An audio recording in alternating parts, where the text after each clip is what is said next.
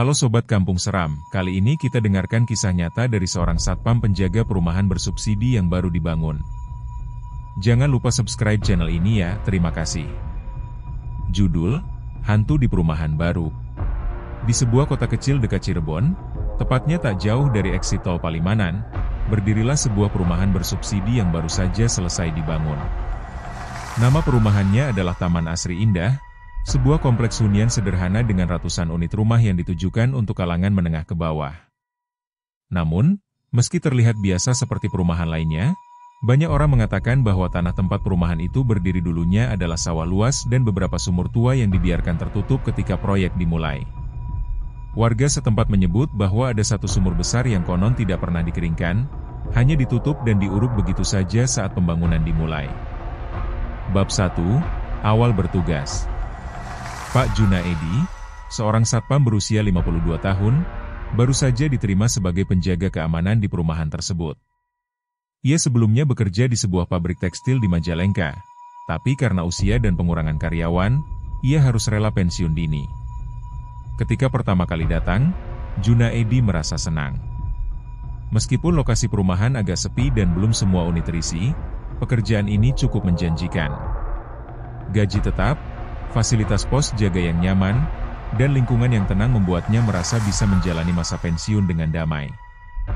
Namun, dalam hati kecilnya, ia sempat mendengar cerita dari teman sesama satpam di daerah sekitar.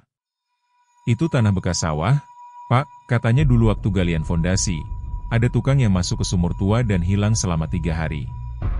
Setelah keluar, dia ngomong ngaco-ngaco. Katanya, ada yang gak suka, diganggu.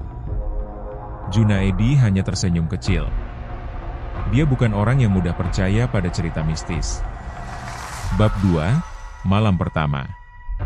Malam pertama bertugas, Junaedi mulai merasakan hal-hal aneh. Pos jaga berada di gerbang utama. Dari sana, ia bisa melihat seluruh area perumahan yang masih sepi. Pukul 10 malam, suasana sangat sunyi, hanya suara angin dan kadang-kadang desiran daun pohon jati di sekitar. Tiba-tiba, dari sudut mata, ia melihat bayangan hitam bergerak di antara blok rumah kosong.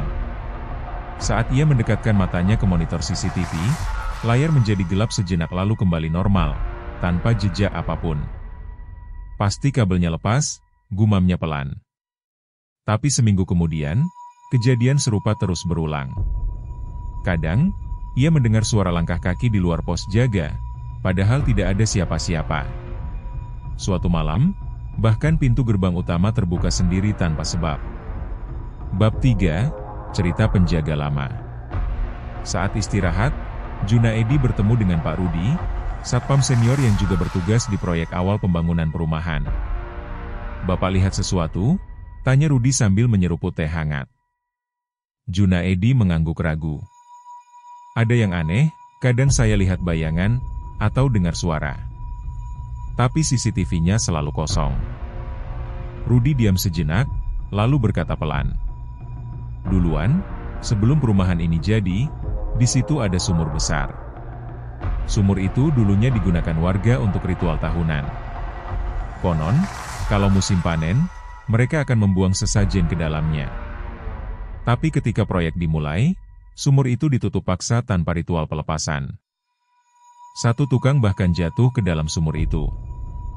Dia selamat, tapi katanya, di dalam sumur itu ada sesuatu. Banyak suara, dan airnya tidak jernih, seperti hitam dan bercahaya biru redup. Junaedi mengerat-kerat alisnya. Apa maksud Bapak? Ada yang tinggal di situ, dan dia tidak suka kita ganggu. Bab 4, Malam ke-40. 40 hari sudah Junaedi bertugas. Kondisi fisiknya mulai melemah karena insomnia dan mimpi buruk yang terus-menerus datang. Ia mulai melihat hal-hal ganjil bahkan di siang hari. Pada suatu malam, saat hujan deras turun, ia melihat seorang anak kecil berlari di depan pos jaga, basah kuyup dan menangis. Junaedi langsung keluar mencari, tapi tidak ada jejak si anak. Lalu, saat ia sedang membersihkan CCTV di Blok A, ia melihat sesuatu yang membuatnya gemetar. Di salah satu sudut blok rumah, terdapat lubang besar yang tertutup triplek. Di atasnya, Ada simbol aneh yang tampak seperti goresan jari. Ia ingat cerita tentang sumur tua yang ditutup. Ia memberanikan diri mengangkat triplek itu. Di bawahnya, ternyata benar sumur tua. Airnya hitam pekat. Tidak ada dasar yang terlihat. Bab 5, Ritual Malam. Beberapa hari setelah kejadian itu, Junaedi mulai mengalami halusinasi parah. Ia merasa diikuti oleh sosok perempuan berambut panjang yang berdiri di pojokan blok rumah. Bahkan, sekali waktu, ia melihat anak kecil itu lagi, duduk di ambang pintu pos jaga sambil menatapnya tanpa kedip. Suatu malam, Junaedi memutuskan untuk pergi ke pos kamling dan membicarakan ini dengan warga sekitar. Seorang ibu tua bernama Bu Sumiati akhirnya membantunya. Kalau mau aman, harus pasang tumbal, ujarnya. Junaedi tidak mengerti artinya, tapi Bu Sumiati menjelaskan bahwa sumur itu dulunya adalah tempat keramat. Untuk meredam roh yang tinggal di dalamnya, harus dilakukan ritual sederhana, sesajen, doa, dan penutupan sumur secara adat. Esok harinya, dengan bantuan warga, Junaedi melakukan ritual sederhana di sekitar sumur. Mereka membakar kemenyan, menabur beras kuning, dan membacakan doa-doa dari tokoh agama setempat. Epilog, damai sementara. Setelah ritual itu, suasana perlahan kembali tenang. Tidak ada lagi suara langkah kaki atau bayangan hitam. CCTV juga berfungsi normal kembali. Namun, Junaedi memutuskan untuk tidak melanjutkan tugasnya di perumahan itu. Ia memilih pindah ke pos jaga pasar tradisional di kota. Beberapa bulan kemudian, warga baru mulai berdatangan. Anak-anak bermain di taman. Rumah-rumah terisi. Tapi jika ditanya penduduk lama, mereka masih sering melihat lampu pos jaga menyala di tengah malam, meskipun Junaedi sudah tidak ada di sana.